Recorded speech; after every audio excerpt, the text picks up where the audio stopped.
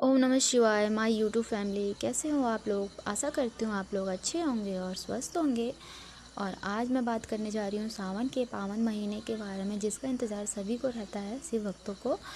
और सावन का शिव भक्त को तो वैसे भी बेसब्री से इंतज़ार रहता है। और कुछ लोग तो पूरे महीने सावन का व्रत रखते हैं और कुछ लोग अपनी श्रद्धा अनुसार जितने सोमवार पड़ते हैं उतने सोमवार का व्रत रखते हैं, चाहे वो 4 हों चाहे वो 5 हो, जो जितना रख सके। और वैसे भी कहा जाता है जितना शक्ति उतना भक्ति, और जितना हो सके, जितना जो सक्षम होता है पूजा पाठ करने में, व्रत करने में, वो उतना करता है।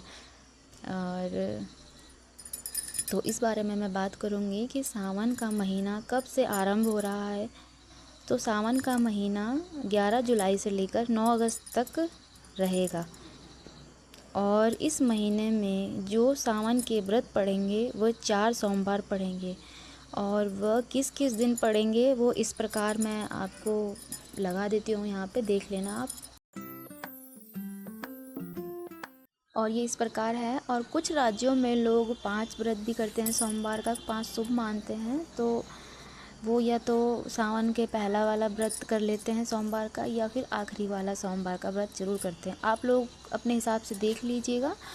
और क्योंकि कुछ लोग शुभ मानते हैं, जैसे 5 होता है ना कि 5 7 ऐसे शुभ माना जाता है, इसलिए 4 पढ़ते हैं। तो कई लोग 5 रख लेते हैं व्रत सोमवार का। तो आप लोग अपने हिसाब से देख लीजिएगा। और सावन के शुरू होने से पहले आप लोग कुछ ज़रूरी सामान ज़रूर मंगवा लीजिएगा, जो कि मैं आपको बताती हूँ इस वीडियो में। और सावन से पहले ही इन चीज़ों का प्रबंध हमें कर लेना चाहिए, ताकि हमें पूजा करने में सोमवार के दिन ये चीज़ ना हो कि अरे ये चीज़ तो है ही नहीं, ये चीज़ तो है ही नहीं।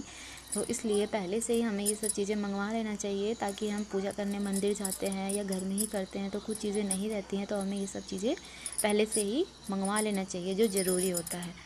तो इन ज़रूरी सामानों में है गंगा जल, जो कि अभिषेक करने के लिए काम आता है, शिव जी का अभिषेक करते हैं। और कच्चा दूध, अगर हो कच्चा दूध तो बहुत अच्छा है, गाय का हो या किसी थैली वाला हो, आप काऊ मिल्क भी ला सकते हैं, तो वो शिव जी के अभिषेक में बहुत अच्छा रहता है।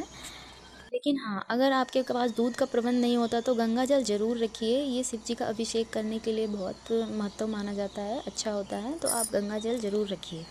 और अगर आपके पास शिव जी की कोई मूर्ति, फ़ोटो या प्रतिमा शिव जी की नहीं है तो मंगवा कर रख लीजिएगा, या ख़रीद लेना बाज़ार वगैरह जाओगे आप तो, क्योंकि ये पूजा करने के लिए ज़रूरी होता है।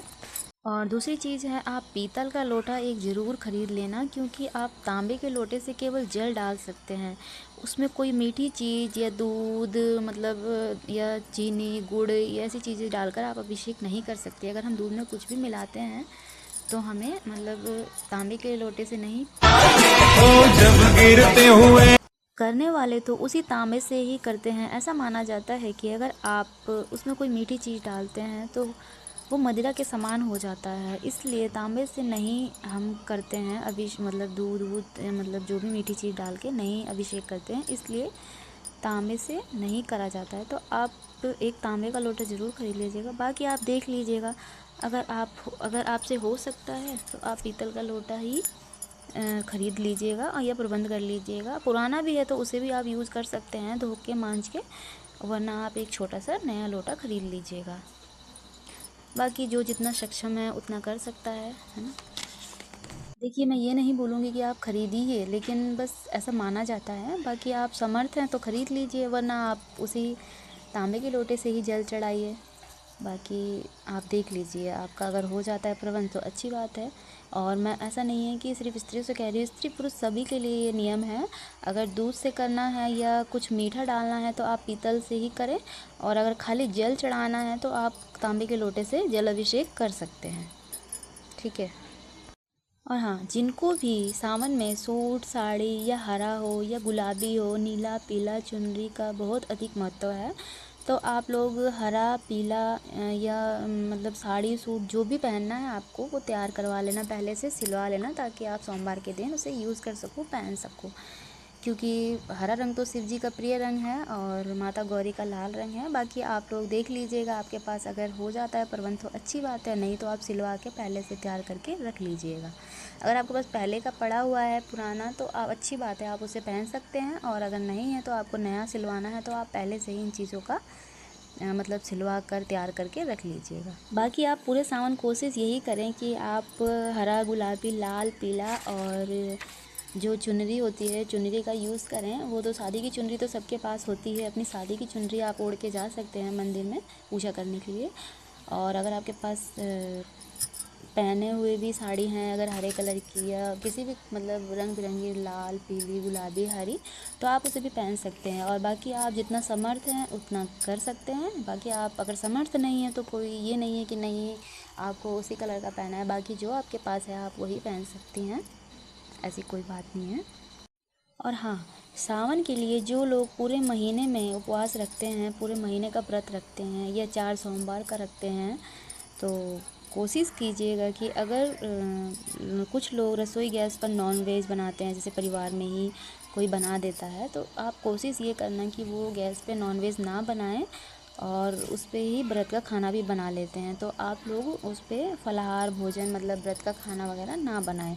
आप कोशिश यही करें कि आप अलग से एक छोटा सा गैस चूल्हा ख़रीद लें या इंडक्शन चूल्हा ख़रीद लें। सावन के महीने में तामसिक चीज़ों का रसोई घर में उपयोग नहीं करना चाहिए। बहुत ज़्यादा ज़रूरी है तो फिर आप गैस को अच्छे से धो लें, अच्छे से साफ़ कर लें, उसको पोंछ लें और तब या चूल्हा है तो उसे गोबर से लीप लें या मिट्टी से लीप लें। अगर हो सके तो मतलब नया चूल्हा अलग से बना लें और उसके बाद ही उसका उपयोग करें। और वैसे भी सावन के महीने में कई लोग तो लहसुन प्याज तक नहीं खाते हैं, तो नॉनवेज वगैरह इन चीज़ों का आप सावन में ना ही खाएं तो बहुत अच्छा है।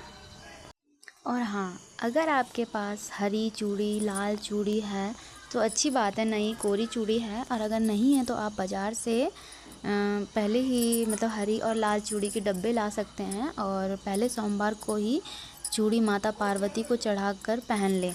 और माता पार्वती का लाल रंग होता है और शिव जी का तो हरा रंग है ही, तो आप दोनों मिक्स कांच की हरी रंग की चूड़ी आप ज़रूर खरीद लें। इससे माँ पार्वती और शिव जी का आशीर्वाद मिलता है। भगवान शिव के लिए आप चंदन और रोली और भस्म, रोली आप लाल या पीली दोनों कलर में से कोई सी भी ले सकते हैं और पूजा की दुकान पे ये सारी चीज़ें आपको मिल जाएंगी। तो आप ये चीज़ें याद से ज़रूर ख़रीद लें, क्योंकि कुछ चीज़ें हमें पहले ही ख़रीद लेनी चाहिए, एकदम से सारी चीज़ें अरेंज नहीं हो पाती हैं। और शिव जी को भांग, धतूरा, बेलपत्र, आंकड़े का फूल, गंगा जल, दूध आदि से भगवान शिव को प्रसन्न किया जाता है। तो आप ये सब चीज़ें भी एक दिन पहले ही ले लीजिए। बाकी आप लोग अपने हिसाब से देख सकते हैं जिसके यहाँ जैसे होता है। और मैं ये नहीं कहती हूँ कि आपको ये रूल्स ही फॉलो करना है और इसी तरीके से पूजा करनी है। ये तो कुछ ज़रूरी सामान है जो आप ले सकते हैं, जो कि शिव पूजा में ज़रूरी होता है। बाकी आप देख लीजिएगा अपने हिसाब से। तो ये थी सावन के सोमवार व्रत की तैयारी। और आपको ये भी बता देती हूँ मैं साथ में कि रक्षाबंधन कब है सावन में। तो रक्षाबंधन है, रक्षाबंधन की तारीख मैं इसलिए आपको पहले ही बता दे रही हूँ क्योंकि कई भाई बहनों का अटूट प्रेम होता है और कई बहनें पहले से ही जाती हैं गांव वगैरह टिकट कराती हैं या फिर कोरियर वगैरह करती हैं, तो इसलिए तो समय देने के लिए आप सभी का धन्यवाद। ओम नमः शिवाय।